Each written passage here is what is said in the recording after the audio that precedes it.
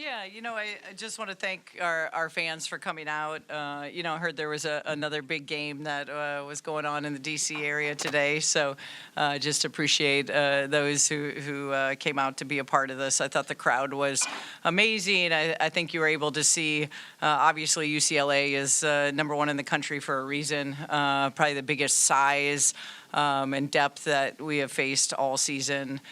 Game plan, I thought we were right there at halftime with, they have so many threats and weapons of kind of making Beth's shots hard. She was going to score by guarding everyone else. And we did that for the most part in the first half. We just didn't have an answer for Kiki and for her. I thought she really hurt us in transition. But I love how we battled for 40 minutes. We've played 8 games against ranked teams this year, going 4-4, and have had to kind of really battle through the adversity and injury. I mean, the reality is when you lose your 2 top defenders and 32 points a game with Shy and Bree, we've been working to figure this out. And I think that's what I'm probably most impressed with is this group is, they keep battling, they keep showing up, they're running to it, not away from it, and just trying to get better every single day. And, we'll be better because of it as we continue to move forward. Please raise your hand for the mics. We'll take questions to the players first. We'll start with right over here on the left. Hey y'all. Sailor, how's the adjustment coming along, particularly on the offensive end, as you guys kind of reconfigure without 2 of your best scorers? I think just doing what we do best, taking, shots to our strengths is something that's emphasized. And I think, it is hard when you lose 32 points, but I think also it's next man up. We've trained all summer. We've all put in the same amount of work. So I think just being able to put ourselves in those positions to do what we do best is really important, and it's coming along, I think.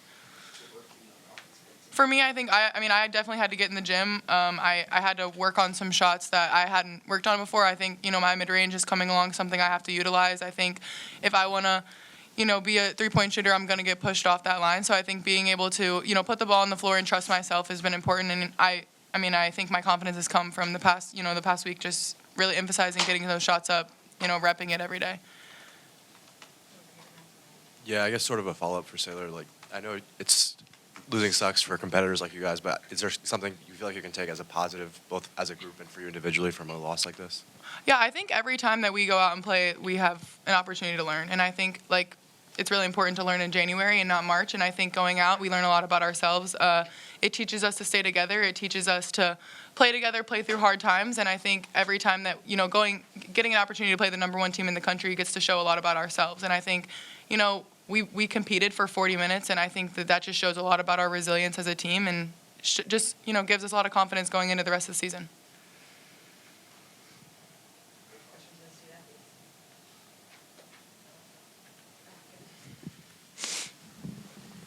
You're getting, more and more minutes, just as the seasons go along and with people out and things like that. How do you feel as far as your adjustment and just kind of, it's a little bit more responsibility now? Yeah, so just with Shy and Bree going down, I've just been in the gym a whole bunch more than I was before. Just knowing that I would get more minutes and just allowing my teammates to come and talk to me and give me the confidence that I needed in myself. And then just getting back to where I was last year and this year coming in. Can you feel that? Can you feel that on the floor? That kind of showing up on the floor? Yeah, I can feel it. More and more each game, but yes. I try to do it in practice, so yeah. Anything else for the student athlete? All right, thanks. Thank you. Please raise your hand for the mic for questions for Coach Frese. We'll start with Curry. Hey, Brenda. Hey. What was the challenge with trying to defend Lauren today? It seems like when she gets her feet in the paint, she's really hard to kind of push out. And did you guys tweak a little bit at halftime? It seemed like you guys might have been shading a second defender. Yeah, we did. We were, trying to match length clearly with Amari, and she's so physical and she's so strong. We had to we were trying to double off the dribble because she's a great passer, but then the second half we just had to sell out and park somebody in there to try to give a second defender. Just she was getting way too many layups, and it got away from us. We were high side when we were supposed to be low side at times, and it's just a credit to her. She just keeps working, and her efficiency. 14 for 15 from the field. Like, they do a great job. Obviously they have a lot of guards that can pass into the post. We're limited in that area right now. You can see this assist to turnover ratio that keeps me up at night, but that's just limitations right now with the guard play. So it's really impactful. It takes shots away from the basket. Yeah, I guess sort of a follow-up with Betts. Like, as a coach, when you leave a game where somebody hurts you that badly, just one player, do you kind of end up just feeling like there's nothing you could have done, tip your hat to them, or is it like, are you thinking different adjustments you could have made throughout the game that could have slowed her down? No, I think, we watched enough film. It's a really hard scout because, like you saw, when we would double, she's, knows how to pass out, and all of her teammates can score the basketball. So they really play within their skill set.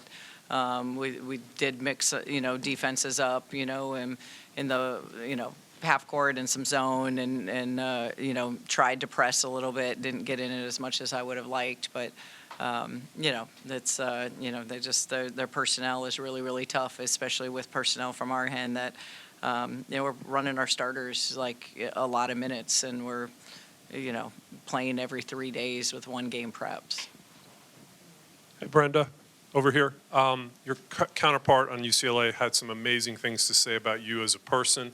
What does that mean to you? What does that relationship mean, and what is that for college basketball, and women's college basketball? Yeah, Corey and I go way back. So when she was an assistant at Florida State in our ACC days, and she's done a tremendous job as when you look at the roster that she's put together and build, and the consistency, and her team is really, really good. The hardest team right now to face, and no one has found a way to crack the code to be able to beat them. But their staff has done a great job recruiting and bringing in the right pieces, portal pieces, as well as recruits, and they do it really well.